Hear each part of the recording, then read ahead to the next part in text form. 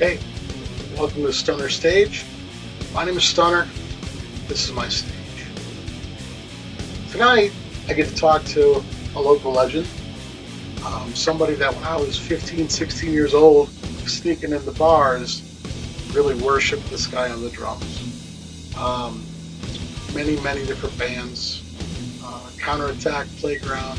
The one that I was introduced to as a teen was a band called Machine Head. One of the best Deep Purple tributes I've ever seen. Um, Really cool that later on in life I get to jam with him and get to know him and hang out with him. So tonight we get to learn a little bit more about Mr. Billy Thayer on Stunner Stage.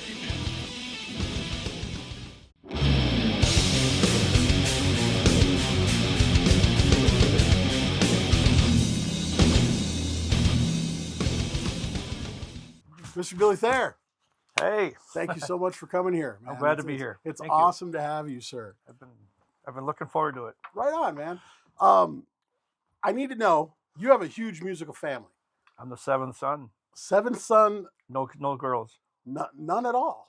Where did music start for you in a family that was all music? Well, How old were you? What really transpired? it's hard to say how old I was really because I was about 4 or 5. We moved from Crystal, in '68, and then I was 4 then, and there was music there. I don't really remember much then, but when we got into the New Hope house right next to the high school, my brothers are older, of course.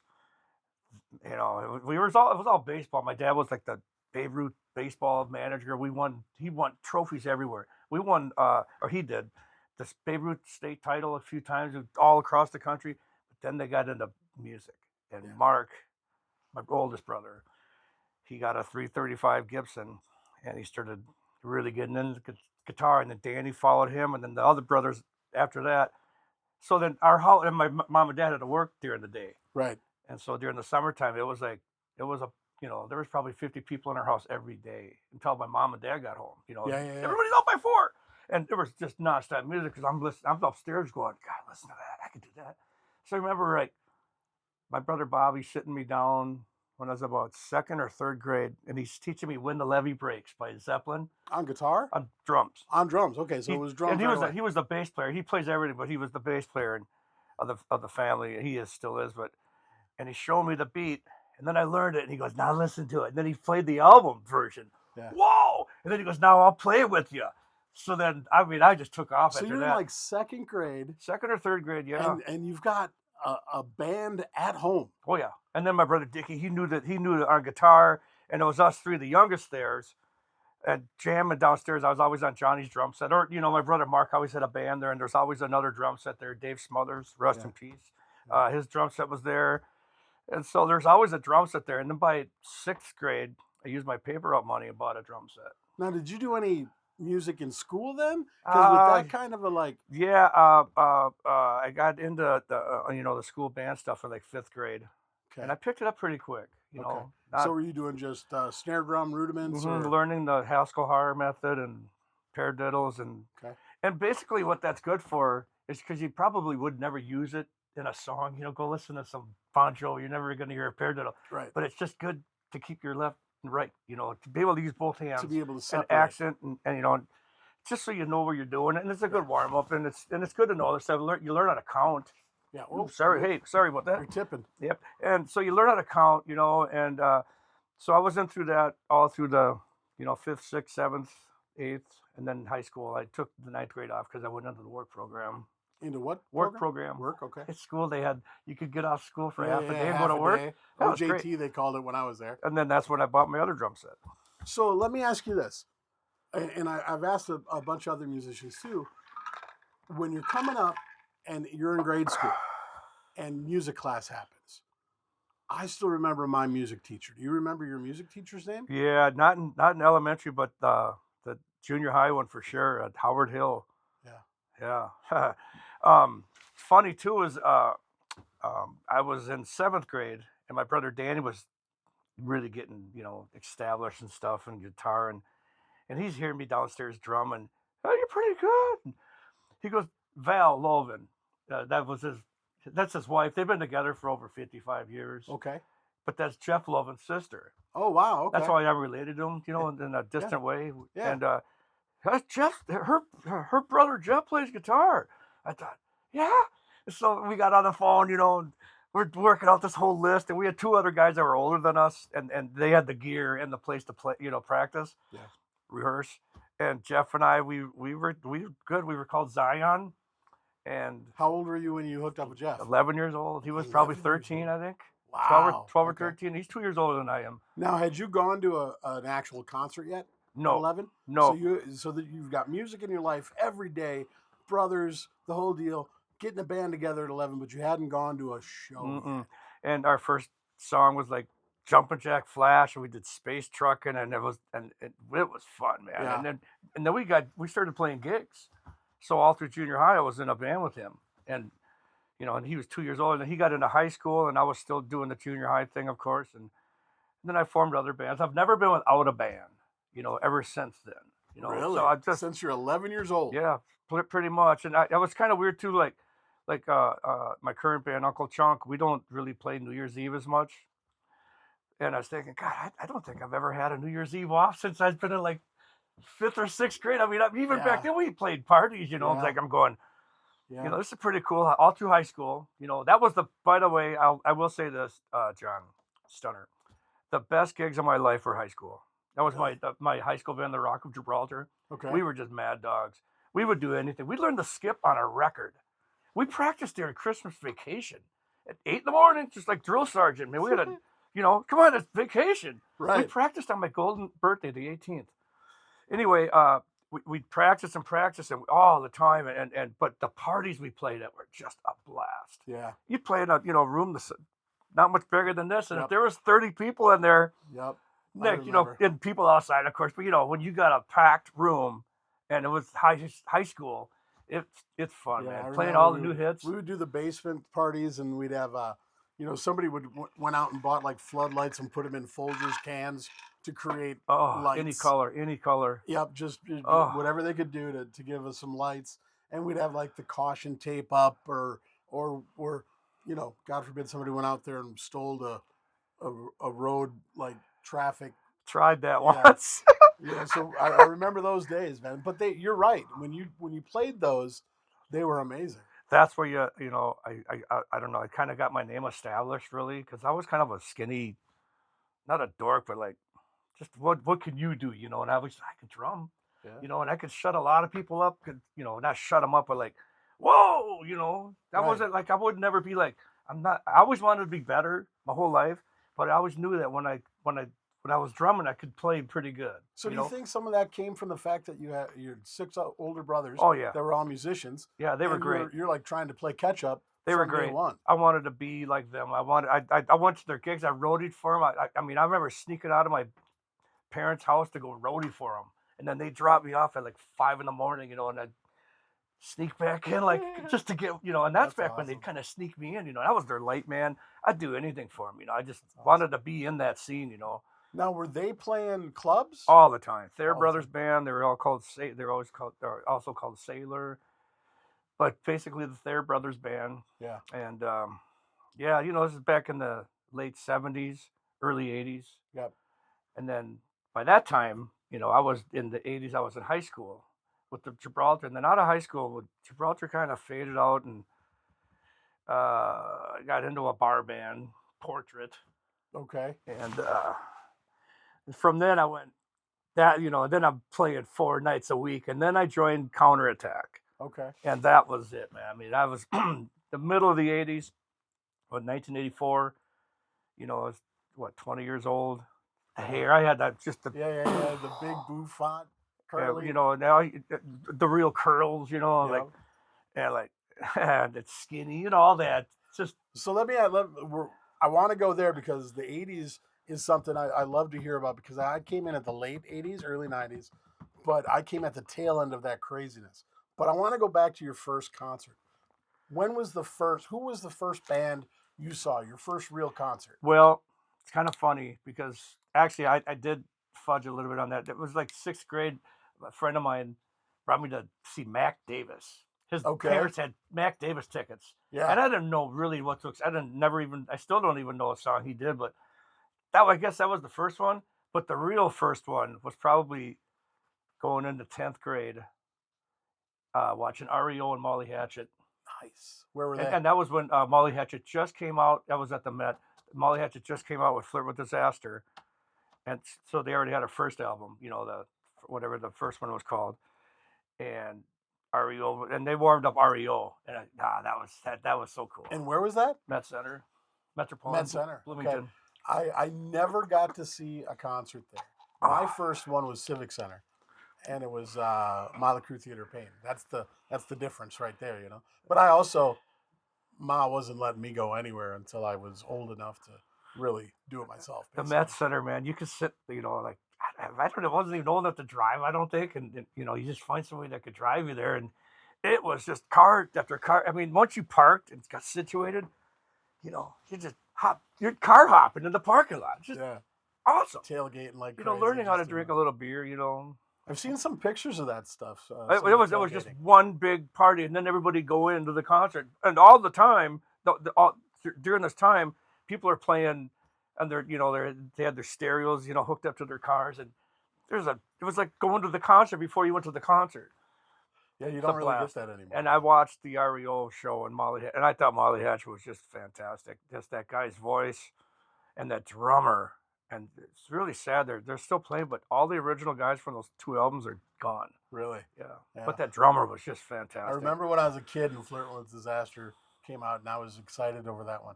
I used to run around the house. I'm flirting with disaster, just singing. Come on with you now. Loved it. It was awesome. I learned that. Well, the Jackson, Molly Hatchet from Jacksonville, Florida. And I was like, God, is that cool? He owned that stage. That Billy Joe or whatever his name was, Billy something. I loved it. And I thought, God, is that ever cool? And that drum beat for Flirt with Disaster. I remember when it first came out. I was in probably 9th or 10th grade, and we played it at a party with my brother Dickie. We had another band called Poison Whiskey in between those bands, and it was so popular, and we did it so good. We did it like 5 times that night. Oh, really? Oh, yeah. Let's do Nobody it again. got bent out of shape on that? Let's do it again. Maybe 4 songs later, we're doing Poison Whiskey, the song, and then we do other stuff, and we do that one again. And I had that, it's a cool beat, Right. And my brother Dickie on guitar, and the Buddy Hughes singing it. That was a blast, man. That was those times, So when you talk about another thing that I like to bring up is like when you first start getting into the scene, who were your heroes? But with you, it seems like the heroes were your family. Well, Who were yeah, some but of the other ones. The funny thing is too is like in high school. God, I have a lot of funny things. In high school, my best friend Craig, still is. His sister worked at Boyd's on the River, and we were in about 11th grade, I think. And so she'd let us in, and I got to see Chameleon and Dare Force and all the bar bands, Yeah. considered bar bands, but Yeah, they were yeah. big, man. They They were were like, big, yeah. they made like, whoa. Everybody had a truck, a road crew. They played off nights, and I thought, yes.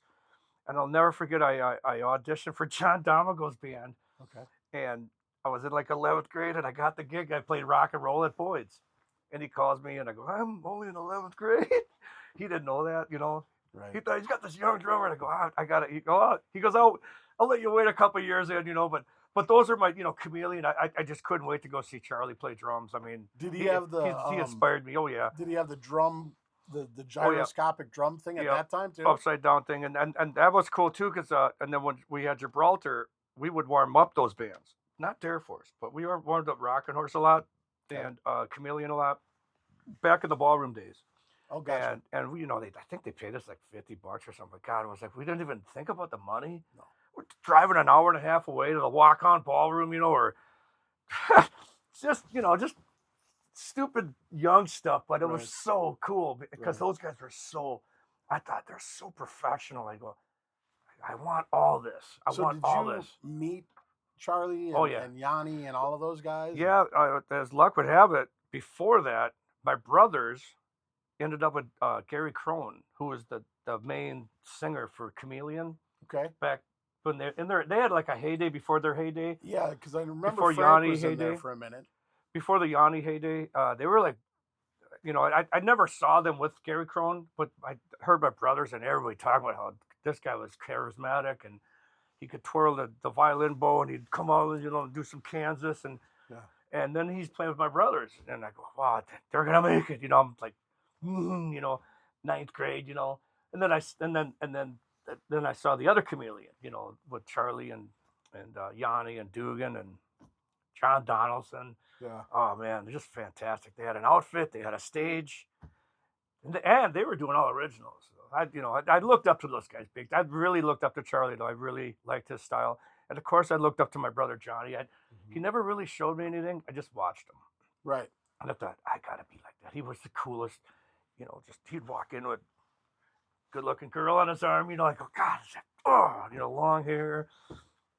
Just image. That kind of thing. Yeah. I don't know. It's kind of, yeah.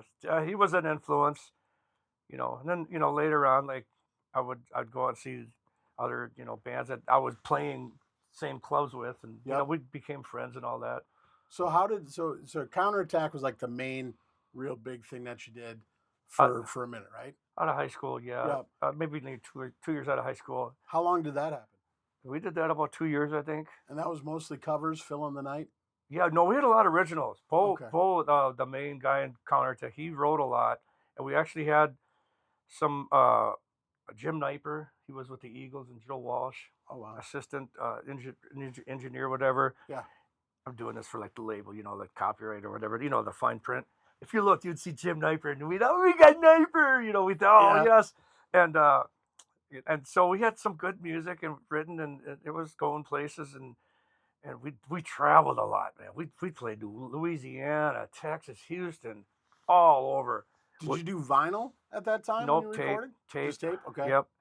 And then we ended up with Van Halen's Sound Man, and we ended up opening up for Bachman Turner Overdrive in Oklahoma. Yeah, it's just long stories like that, Yeah. Well, that's why we're here. Yeah, well, I'm here to tell you. Things, I got a lot to say. That's awesome, man. So Counterattack had their stint. What did you do after that, or why did that end, do you think? Just differences of opinion, and Yeah. how things go, and Well, I think part of it, for me at least, is, and I've said it before in other ones, when you form a band and you've got goals and you start going and going and going and going, everything's great. But then when you hit that level and everything's the same every gig, yeah, or you're playing the same 12 clubs or the same this, that's when it starts to wear on your soul a little bit. Yeah, maybe you're just looking for a change.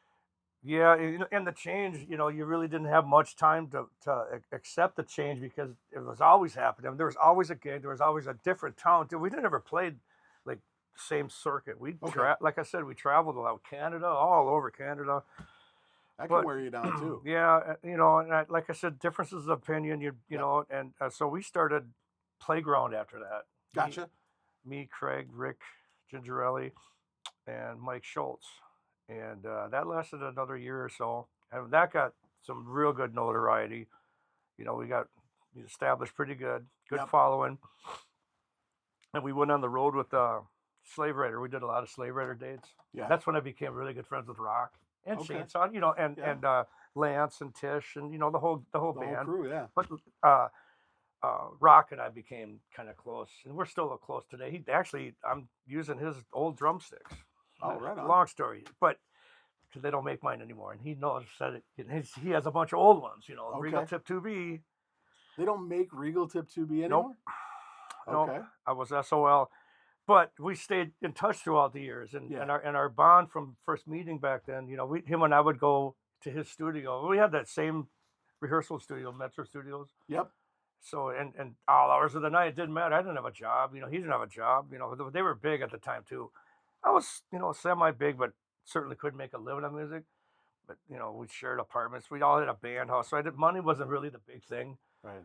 But I'd go there after hours. I'd sit there till like 4 a.m. and just trade out drum beats. And I just really liked his drumming, and he liked my drumming, and we just really hit it off. And that's awesome, man. We're friends to this day, So awesome. Playground, that was fun. So where I really came into knowing who you were was Machine Head. That's where Purple. It was like, holy fuck! They're doing Deep Purple. We can swear. Like Deep Purple. We can swear. I'll beep that stuff out whenever. Well, that's a good story in its own right, because after Playground, I played with a few other people. Like I said, my calendar was never dead. Um, I played with Rondo. I don't know if you know Rondo. He had a band called Leslie Thriller, so I was in that for a Yep, while. Rondo also owned the Pacific Club up His in girlfriend Superior, did. right? He kind of ran it. Yeah, Right, the Rondo, guy. rest in peace, bro. That was Yeah. that was He's a great guy. great writer, great friend, great charisma. Like another lost, just legend to me Yeah. anyway. I love the guy to death. Yeah. But we played a lot. We hung out a lot, and then that kind of fizzled too, I guess. And then I joined Badfinger, and Really? yeah, and I had to learn all these. They met me at Starks, and we drove from Starks to like the bottom of Missouri. So it's basically a 20 some hour ride in an RV. And Mhm. I looked at it this way. I have 20 hours to learn 20 songs. Now, how old were you then? That was early 90s. I must have been about 26 or so. Wow. Okay. Gotcha. No, yeah, the 30 something. Yeah. But no, early 90s. I was probably about 26. And like I said, 20 songs in 20 hours. And Joey, Billy, just don't fuck up the hits. They had like 5 hits. Yeah, and I've learned that they did the "I Can't Live Anymore, Living Is a..." They wrote that one too, and so we opened with Baby Blue, and and then I did that for summertime, and then it got into the fall, and that sort of fizzled out, and then I called Roger Anderson up because I go, what am I gonna do now? I go, Roger, you still want to do that Deep Purple tribute band? Because Roger was the king of the Hammond, right? Yeah. Oh yeah. Yeah, Roger. That's And he goes, awesome. who do you have on guitar? I go, Dave Wing. And he goes, you can get him. I go, I'll get him right now. He goes, and he goes, I'll stop the voice. Who do you get for singer? I go, I'll get Rick Gingerelli. He goes, no way. And then I go, who do you got on bass? He goes, I got a guy from Brett Desing. And we hit it off. Machine Head, we were, oh man, You guys are incredible. we went for, then we go, well, we did about a half a year of that. And we mixed in 2 Uriah Heeps and then a couple originals. And then we go, well, if we want more gigs, we got to, expand. So we changed the name to Nightcrawler, which is the exact same members. Yeah. And pretty much the same format, certainly the same sound. We always sounded like Purple. And Gingerelli just killed it. And Roger on the Hammond with 2 Leslies, man. Yeah. And that electric baby grand piano, which was heavier than the Hammond. So and you only did Machine Head for like 6-8 months? Yeah, but the Nightcrawler was together, 15, 10 years with the same lineup. Yeah, but it just blows me away because right when I was coming in, I mean, I was probably 19, getting into Ryan's. And oh boy, I remember seeing Machine Head and just being like, holy fuck. Yeah, that was Opening fun. with Perfect Strangers. Oh. And it was like, this is amazing. Yeah, and I thought it went longer than that, I guess. And like I hear bands, I hate to, it's not like like I don't think other people can do it, but I hear other bands doing the Purple, and I'm just going, I don't know. We had the groove, and we certainly had Gingerelli singing that. Oh, he was so good. Can you remember? It was just so good at it. That is such a demanding vocal song. You got to be like really into it for one. You got to know the guy too. Mm-hmm. And it was the first time that I saw a band really care enough to put the work in on learning the song correctly. Oh, yeah, because there's tons of cover bands that just like, it's close enough. We'll do our arrangement. We'll get through it. No. You got to do it just right because there's parts in it. And I'll never forget when we started the band, Machine Head, Gary Charlie. What are you going to call yourself, Machine Head? I go, actually, yeah. That works. No, we had other names like Roger. How about Deep Violet? Dave Wing goes, no, how about Dark Purple? That's kind of cool. And then we just kind of came up, it's how about, because we do the whole album, Machine Head album. We did every song on that album. Yeah. Machine Head, it just sounded good. And it worked. Until the band Machine Head came out. Yeah, but then after that, we were already done. You were done, yeah. We moved on to Nightcrawler. So Nightcrawler was there for quite a while, but then Crow happened, right? No, Roger was in Crow. Roger was in Crow. All through the Machine Head and early Nightcrawler. and he was doing like house of residency at the whiskey, Oh wow. Okay. and on Thursdays, Okay. and I go, and they started getting in the way of our gigs. And I love Dave Uh, Wagner. I love the band. Everybody in that band was great, but we needed to have Roger move on. I go, Roger, you got to clip the wings on that bird, man. That's the way I put it. See, I don't know why I and he's thought you doing were in this, Crow. there's there. I don't know why I thought you were in Crow. I'm sorry. No. Oh no, that was God, I forget his name right now, but he's great. Norm, great Okay. drummer, great dude. When you were doing the Machine Head stuff, and I saw you live, that was the first time I had ever seen a drummer play a floor tom and step on it with bare feet to get that like tremolo kind of floor tom, like a timpani. I remember that so vividly. Oh. Here I'm a young kid, and I'm going, Thank you. Holy cow, that's amazing! You're just in your drum solo. You get one. You're wearing shorts, barefoot, throwing one foot on that tom, and just. I still do that once in a while. Yeah. I try to get the heel on the snare drum too. That's kind of a reach, though. Getting a little older. No, I don't know if it's that. It's just your desire to want to do it. Yeah. But the thing about playing barefoot too, that's another thing. Is like I don't do it to look cool anymore. I thought it was kind of cool at first. I just felt really comfortable. I've been doing it since high school. Really? I go because Are you still playing barefoot? I still play barefoot. I can't. Every not time, even in socks. Every time I try to put on just even a nice pair of tennis shoes, like I got 30 pairs of shoes. Yeah. I just can't get the feel. It feels like my foot's gonna fall off, and if I play with socks, they're slipping. And it's I know what. There's times I was playing like outdoors, and those pedals were cold. So I had roadie. In Nightcrawler, we were pretty big, so we had like a road crew and all that. And I had them putting towels on my pedals before we started, just to kind of warm them up. Oh up. yeah, but the kicker was, because I'm the king of like something breaking or something, and I had a roadie, and Dave's always looking back at me, and I had people buying us shots left and right, and if you tip over one of those, I don't know, fireballs or whatever, and my foot got into it, and I started getting sticky feet, and I'm trying to drum it, and I actually had Frank Weber, God. Man, I miss you, Frank. You're still around. I just don't talk to you anymore. He's actually watched. What? I got his attention. What? I go, you wash my feet. Wash my feet. I didn't really mean to wash my feet. I go, just spill some water. It's hard to drum, but to get your point across. What I wanted to say was spill some water so I could rub my feet in it because I couldn't release down some of this stuff. And here's Dave. Dave turns over to look. What the hell has he got him doing now? He's rubbing my, not rubbing my feet, wiping them down because there's, in the dark, man. You'd knock over a quadrant of them, 5 or 6, whatever. Yeah. They drop like flies, Yeah. And your feet, and that spreads, and next, God. So when you're drumming too, like barefoot, a little tangent I went on. Sorry there, John. When you're drumming on barefoot, yeah.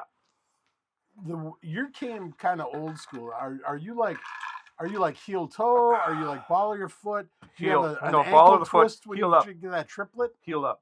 Okay, heel up. Never flat footed. And is there like a flip of the ankle when you do triplet, or is it just? It's just I got a little bounce to it. It's hard to explain because there's times I've been and Uncle Chunk now, I gets kind of a sore leg, and so I've been drumming a lot of left footed. Okay. And I'm trying to do this, and there's no way in hell I can do everything on this foot that I do on this foot, but I can't do the flutter foot on the left foot. I feel like there's just no doesn't way. Want to do it. I'm not thinking to myself, and if I ever try to teach somebody to it, and they're not getting it, it's like, well, now I know what they can't do, Right. And here I am. There's no way, but I can drum all the way through. Yeah. I think I pretty much could play a left-handed kit. Really? Yeah. I've always thought about that too. Like left-handed players, when they do that, it's almost like they're handicapping themselves because they can't sit in with anybody.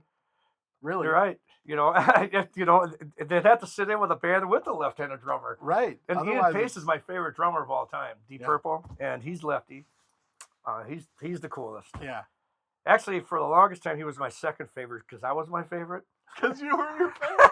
But I That's grew up, awesome. I guess, and I thought, you know what, God, I'll give it to him. Of course, my brother Johnny, and my favorite, of course, Yeah. not being biased, but Ian Pace is like all these people like, you know, what is the guy in Rush? Neil Peart and John, and I love Bonham. I did a bunch of Zeppelin Yep. tributes, but Ian Pace, man, yeah, I'd put him against just about anybody, So man. when you were coming up and you got your family and they're bringing music in, were they all rockers? Yeah. So what was like the first rock you were really Oh listening to? man. Oh, you're right. Deep Purple. Yeah.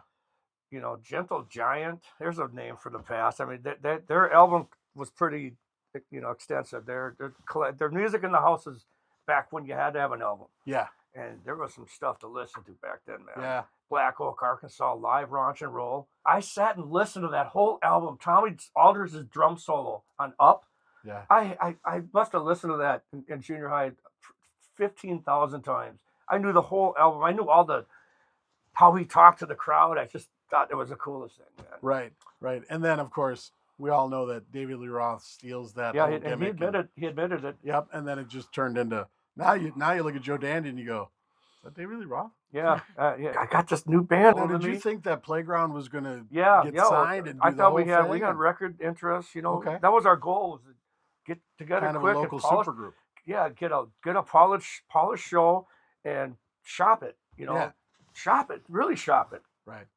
With everything done you're supposed to do.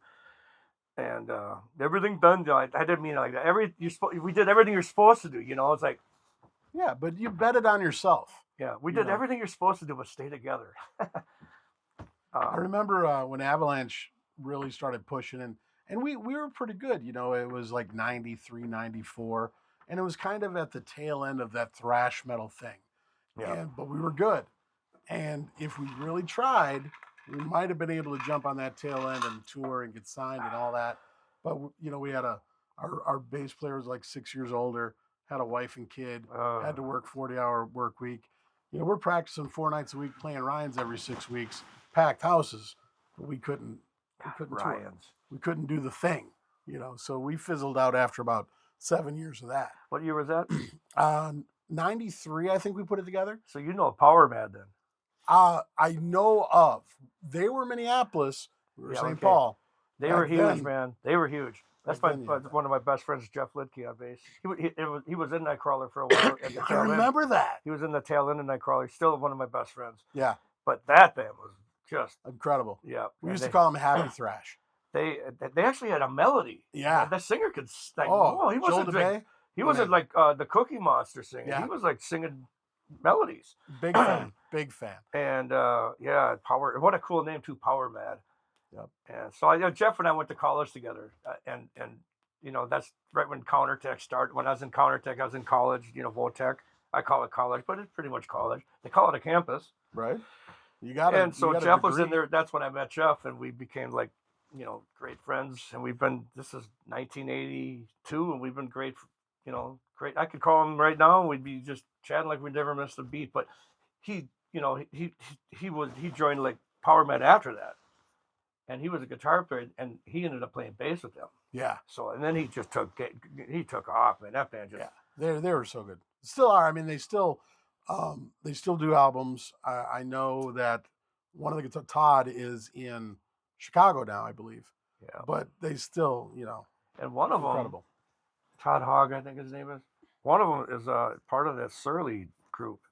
He was a brewmeister. He's like the recipe guy, right? Yep, he was a brewmeister. I don't know if he's still doing that now that he's in Chicago.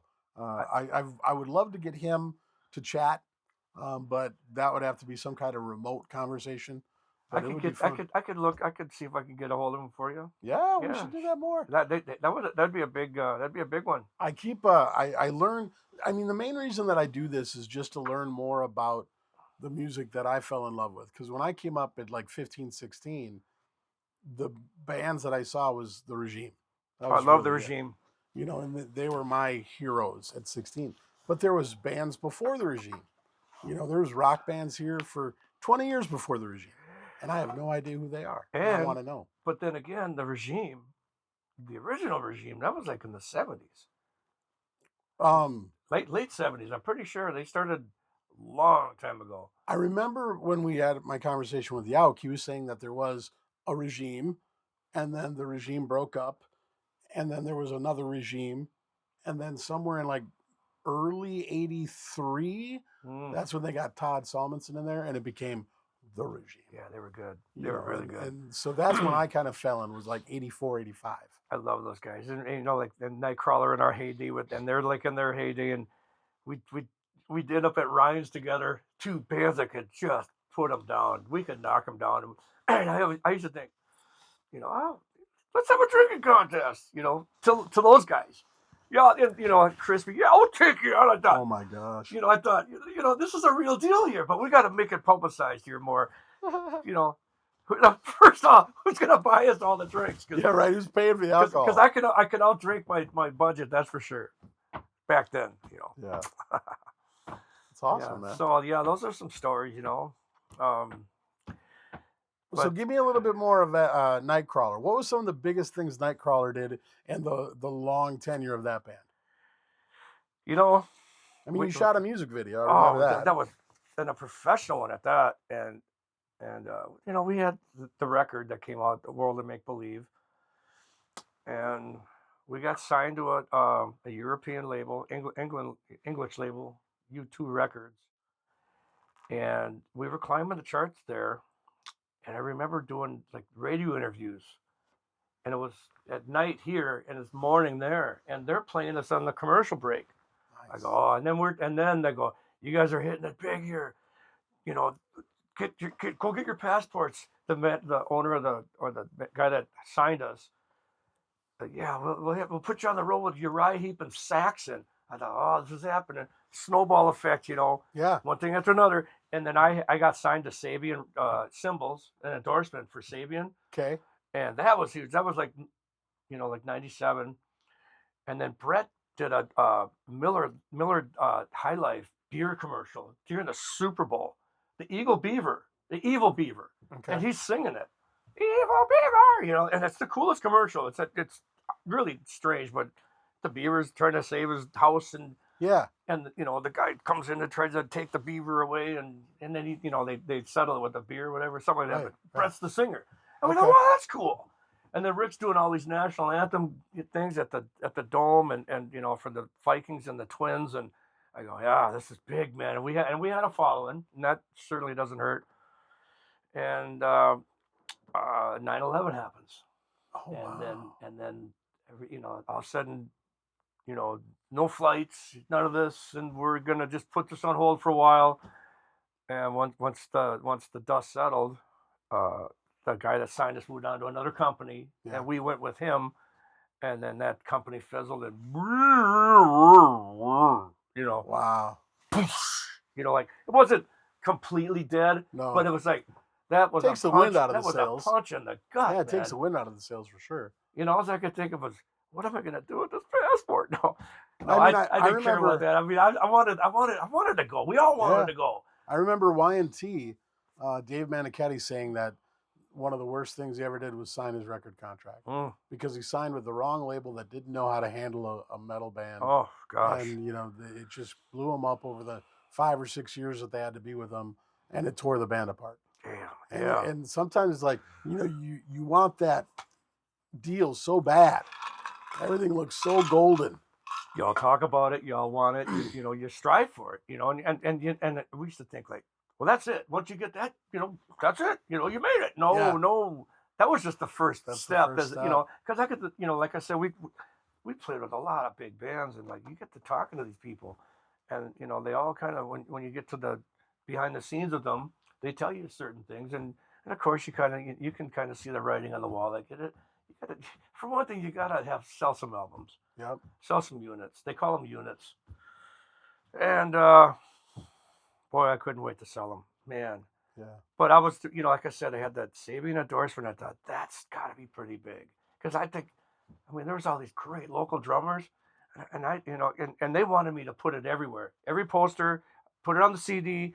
Every time we did anything, an email, the band schedule, put the logo on there. Now, were you getting full sponsorship, or did you get like the reduced rate to buy? I got a huge percentage Okay. off. So you're like buying Pretty much free. And they were symbols for guaranteed like for the 20 life. bucks. Yeah, and guaranteed for the life of the contract. Okay. And then the merchandise, which I couldn't wait to get to, the stick bag, the hat, the shirt, the sweatshirt, Yeah. you know, that was another good deal. And it went on for, I had it for 20 years. Really? Yeah, I still have and then the guys that kind of handled my signing me and all that,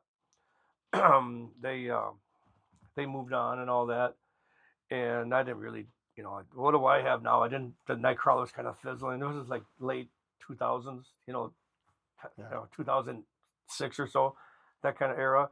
I thought I got my no, what actually the last thing, the guy that signed me, he was leaving, and he kind of warned me that he's leaving. He goes, but to honor because we consider everybody we signed as a brother. You're a family. Mm-hmm. Do you have anything that's broken? We'll replace it. And I go, well, you know what? I would like my cymbals replaced and my ride cymbal. And they gave me 2 crashes and my 21-inch ride and my 15-inch hi-hats, and I still have them. Wow. Not the crashes, but the ride and the hi-hats. Yeah.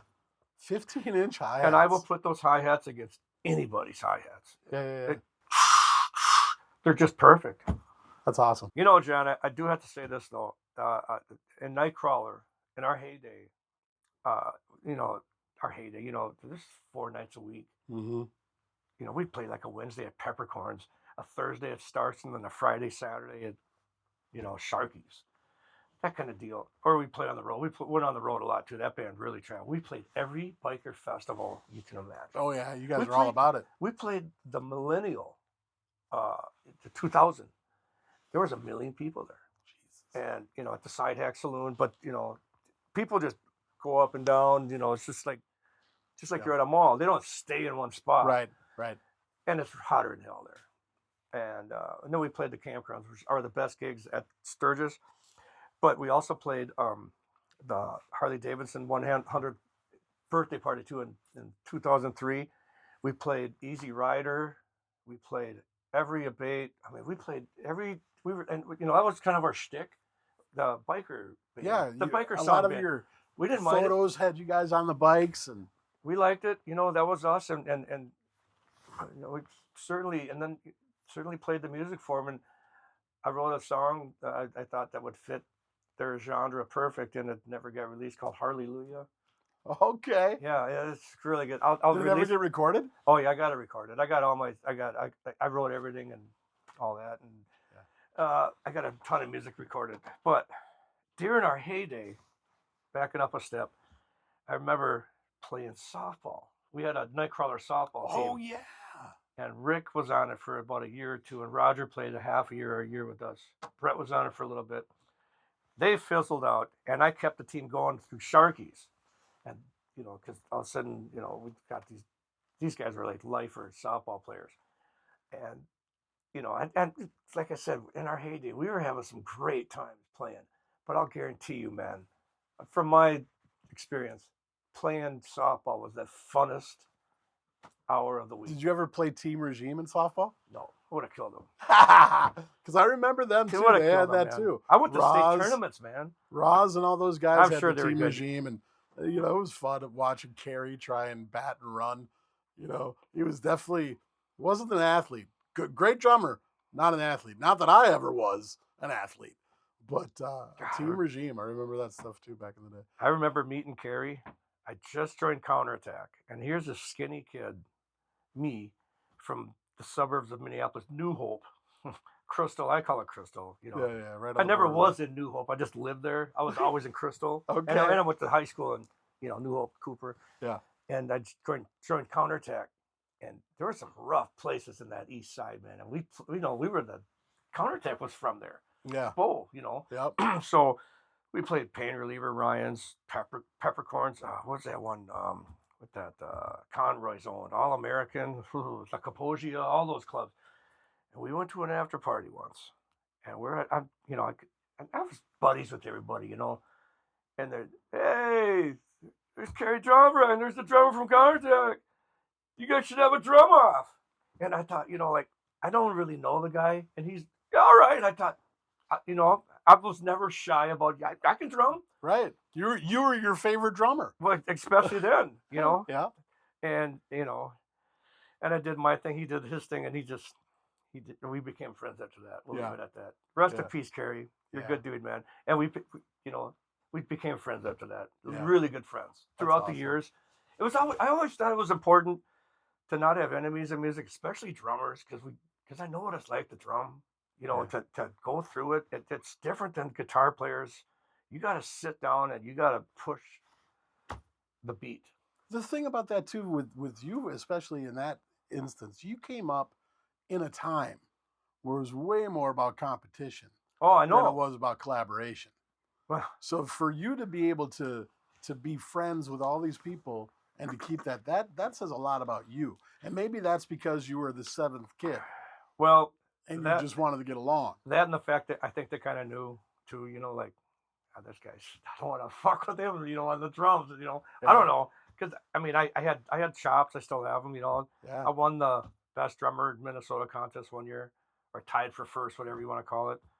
I was a second or third place finisher every year in the late '80s, early '90s. Yeah. That caboose, man, packed, just unbelievable. And you get up there and do a 2 minutes drum solo, and there were some dynamite drummers there, and they're all the guys that would like really turn heads with the judges. You had like Carmen Appice as a judge, famous drummers as judges.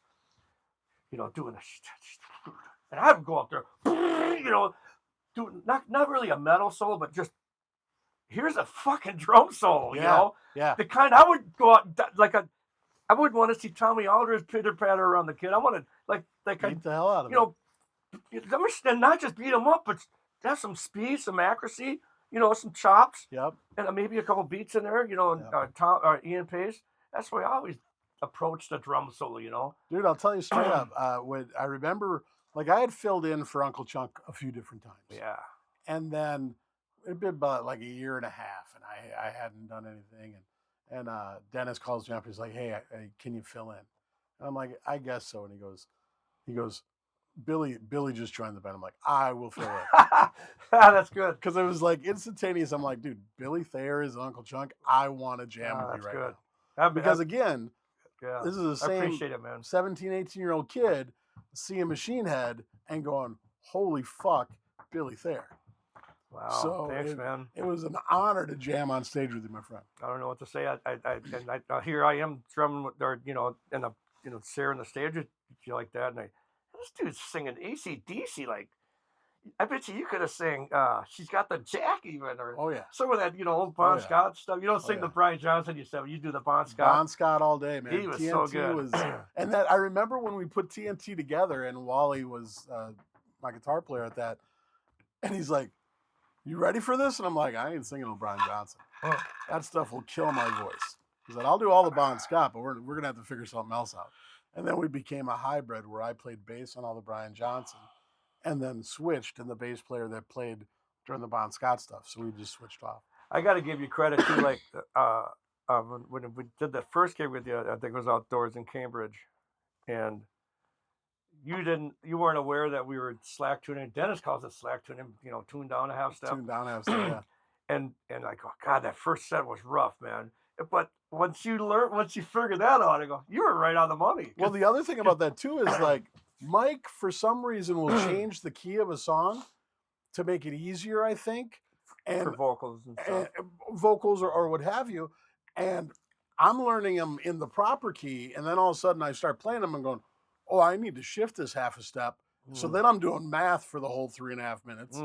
But I got there, but it was a challenge.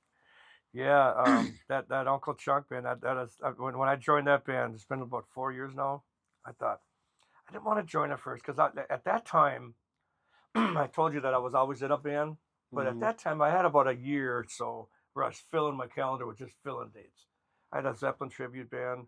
You filled in for Hollywood Boulevard. Yeah, I did that for a while, and I did the trilogy with the Pink Floyd, Zeppelin, Doors thing, and that was huge. And I don't know, like I just because of my job, I thought I can't commit to that, and then they went on for about a few more months, and then their drummer needed a couple more nights off, and that's when Nate goes, why do we have him when we can have you? And I thought, and then Mike called me up and offered me it again. I go, I'm taking it. I called the wife. I said, I'm taking it. She goes, go for it. She's always really supportive, man. She's like, you go for it. And my son, yeah, Dad, go for it. So I go, all right, I'm doing it, and it's been great since, and it's just the coolest band.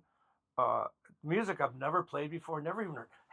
When I joined the band, like say it. You remember when I said I was doing a lot of fill-in dates? Yep. Because I could look at a band's list and go, oh, Yeah, I know I have that to song. work. I I have know some that. work to do, but pretty much I got it because I've heard them. Right.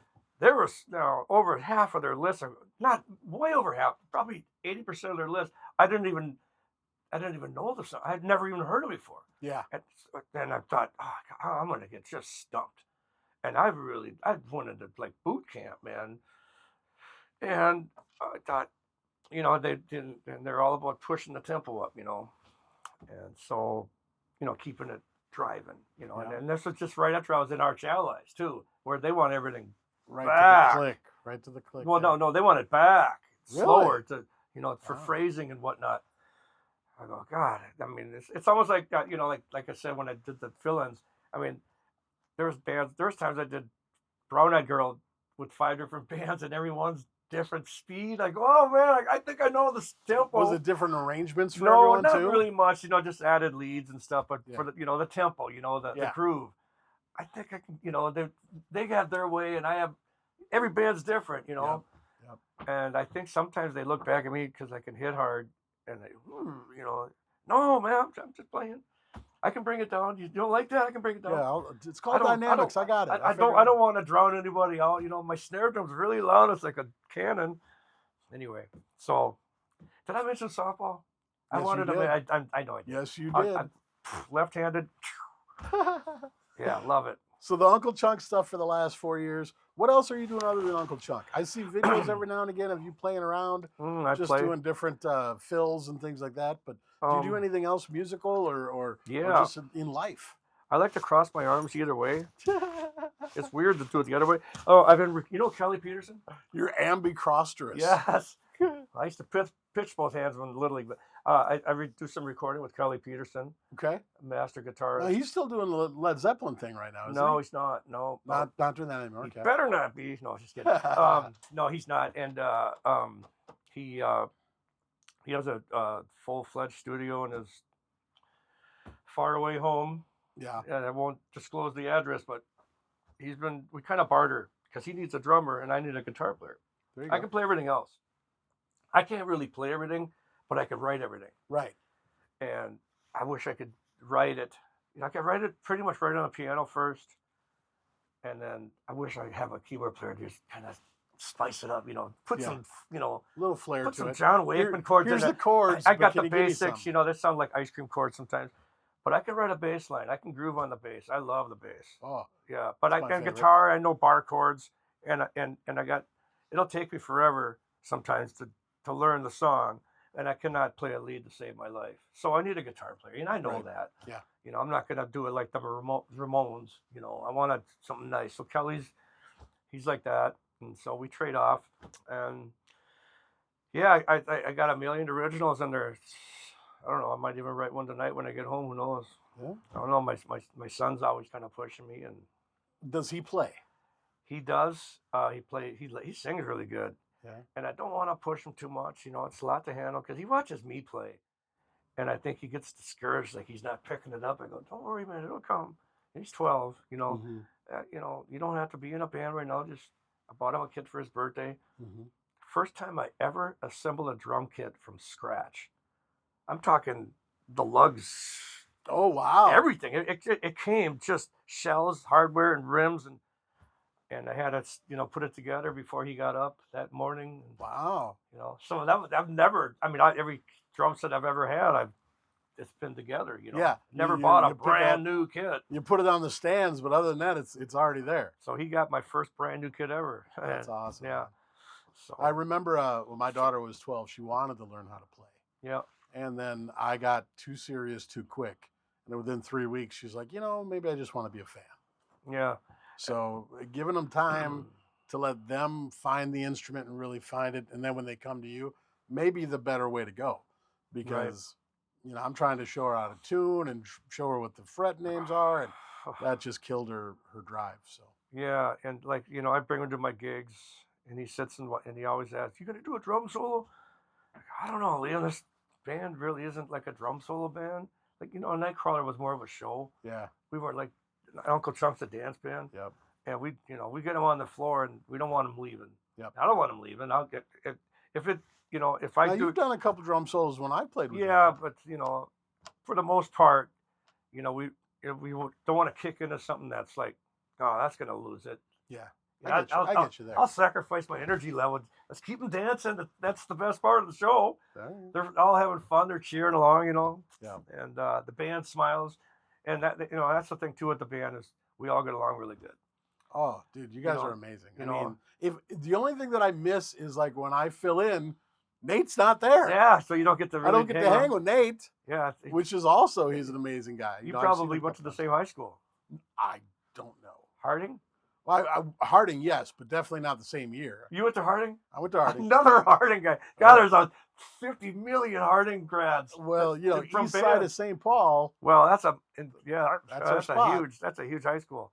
I can't believe you also went to Harding. Yep, Scott Elk went to Harding. Yeah, and there's Nate had, everywhere we go, we run into somebody that, and I go, Nate, he's talking to somebody. He's always got to lean over the stage, because he'll accommodate anybody. Yeah. And Nate, let me guess, another what the hell? We're in the middle of nowhere, and somebody from Harding High School has to come up and say hi to him.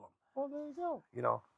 It's alumni. Yeah, how whatever, it man. works. There's a lot of musicians that Joey Bergdahl, rest in peace.